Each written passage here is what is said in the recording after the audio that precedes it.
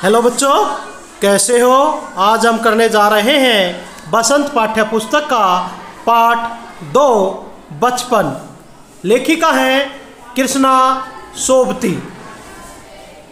कृष्णा सोबती ने ये अध्याय लिखा है। यह है एक संस्मरण है। संस्मरण का अर्थ होता है अर्थात स्मरण करके लिखा गया। अर्थात स्मरण का मतलब होता है याद करके।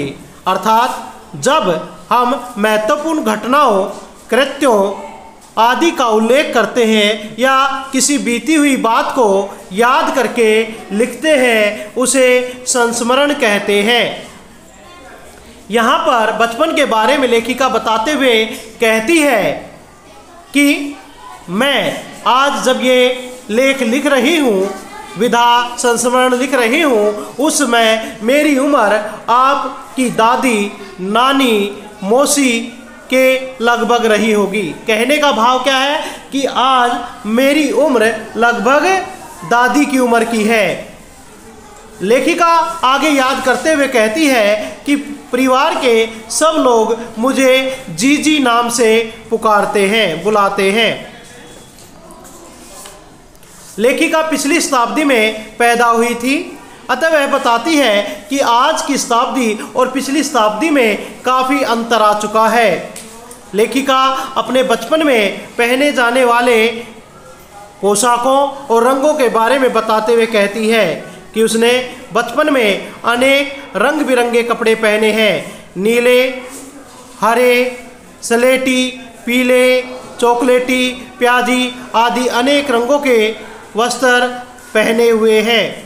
इससे पता चलता है कि लेखिका किस प्रकार से बचपन से ही पोशाकों की शौकीन थी।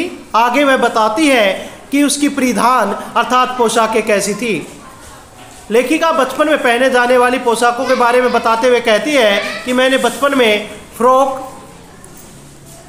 पहने हैं, निक्कर, वाकर, स्कर्ट, लहंगे और चूड़ीदार सूट आदि भी पहने हैं। जैसे ये टूनिक का चित्र है, इसी प्रकार से फ्रॉक, ये स्कर्ट और ये फ्रॉक और ये है लहंगा।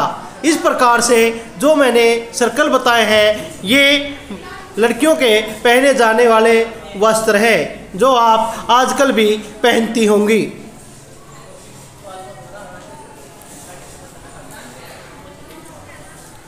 इसके बाद लेखिका आगे बताती हैं कि वे किस प्रकार से बचपन में अपने दिन बिताते थे।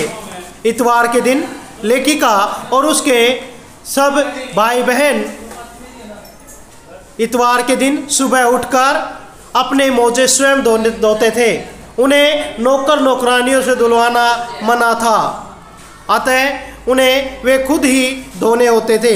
देखिए किस प्रकार से यहाँ पर एक बच्चा अपने बूट पॉलिश कर रहा है। ये बूट आज के बूटों से काफ़ी भिन्न थे। आज के बूट अत्यधिक नरम और मुलायम आरामदायक हैं। शनिवार के दिन भी उन्हें याद आता है, क्योंकि उस दिन उन्हें कैस्टर ऑयल या ऑलिव ऑयल पिलाया जाता था, जिसमें से एक तीखी गंध आती थी, जिससे बच्चों को मितली या उल्टी की संभावना बनी रहती थी। लेखिका आगे अपने खाने पीने की चीज़ों को याद करते हुए कहती है कि उस समय के और आज के खाने पीने की वस्तुओं में भी काफ़ी अंतर आ गया है। लेखिका बताती है कि उस समय बचपन में उनकी दिलचस्पी कुल्फ़ी, आइसक्रीम, कचौड़ी, समोसे इत्यादि और सहतूत, फालसे आदि का शरबत दिया जाता था। लेकिन आजकल के बच्चे बर्गर, पेस्ट्री, कोक और पेप्सी आदि के शौकीन में डूबे रहते हैं, जैसे समोसा, कचौड़ी और ये कुल्फ़ी। यहाँ पर आज इस कुल्फ़ी ने आइसक्रीम की जगह ले ली है और शरबत की जगह कोक और पेप्सी इत्यादि अनेक साधन आ गए हैं।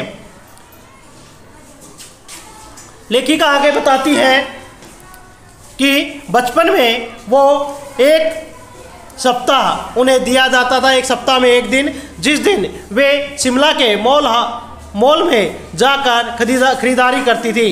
लेखिका वहाँ से बहुत सारी चॉकलेट लेकर आती थी और कुछ जो बच्चे थे अन्य, वो तो चॉकलेट का वही आनंद खड़े खड़े खाने के शौकीन थे, लेकिन लेखिका अपनी उन सभी चॉकलेटों को घर लाती थी और शाम के खाने के बाद आराम से बेड पर लेट कर ही उनको खाया करती थी।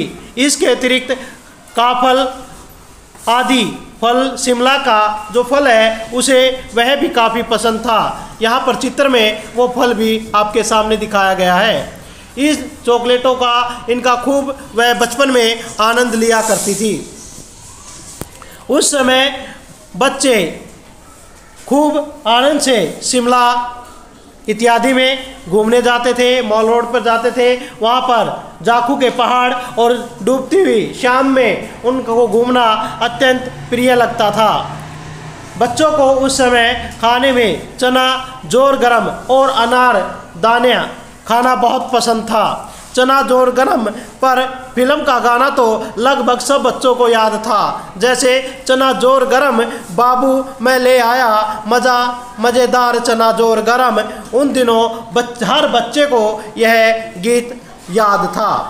शिमला में किए गए उनके वर्णन का भी वह वर्णन करती है। शिमला में वह बताती है स्कॉटलैंड पॉइंट के सामने ठीक एक दुकान में, जिसमें रेलवे स्टेशन का मॉडल बना हुआ था, उसे आज भी याद है। उसके समीप ही स्थित वह चश्मे की दुकान भी, जहां पर उसका पहला चश्मा बना था, वह उसे याद आता है कि किस प्रकार से उस अंग्रेज डॉक्टर ने उसे पहला चश्मा बनाया था। बच्चों को, उस समय के बच्चों को हवाई जहाज़ को देखना बहुत ही अच्छा लगता था। इस प्रकार से बच्चे उस घर में आवाज़ सुनकर ही बाहर दौड़े चले जाते थे। जब लेखिका को पहला चश्मा लगा, उसके एक चचेरे भाई ने उसे चिढ़ाने की कोशिश की और कहा, लड़की सूझे दूर की, यह नहीं लड़की को मालूम सूरत